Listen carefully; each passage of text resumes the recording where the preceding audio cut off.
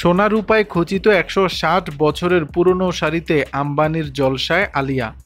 আম্বানিদের red কার্পেটে হাজির হয়েছিলেন আলিয়া ভাট। সেখানে কাপুর বাড়ির বউ যে শাড়ি পরে গেলেন সেই সাজ পোশাক ইতিমধ্যেই টক অব দ্য টাউন। আনন্দ রাধিকার বিয়ের অনুষ্ঠানে যে গোলাপি শাড়ি পরে বলিউডের ফ্যাশন প্যারেডে নজর কেড়েছেন আলিয়া ভাট, সেই শাড়ির বয়স ১৬০ বছর। শতাব্দী প্রাচীন সেই শাড়ি সোনা রূপায় খচিত। জানা গেছে অভিনেত্রীর শাড়িতে ৬ গ্রাম সোনা এবং মোট ৯৯% রূপা দিয়ে তৈরি জরির পার রয়েছে। আশাবালী ডিজাইনের এই শাড়িটি পুরোটাই তৈরি হয়েছে গুজরাটে। পিওর সিল্কের উপর সোনা রূপা দিয়ে গুজরাটের অতি প্রাচীন ডিজাইন ফুটে উঠেছে গোটা শাড়িতে। ফ্যাশন ডিজাইনার মনীষ মালহোত্রার এক্সক্লুসিভ আর্কাইভাল কালেকশন থেকে এই শাড়ি আম্বানিদের বিয়ের জন্য বেছে নিয়েছেন আলিয়া। ভিন্টেজ এই শাড়ির সঙ্গে মেটালিক অফ শোল্ডার ব্লাউজ পরেছিলেন আলিয়া ভাট।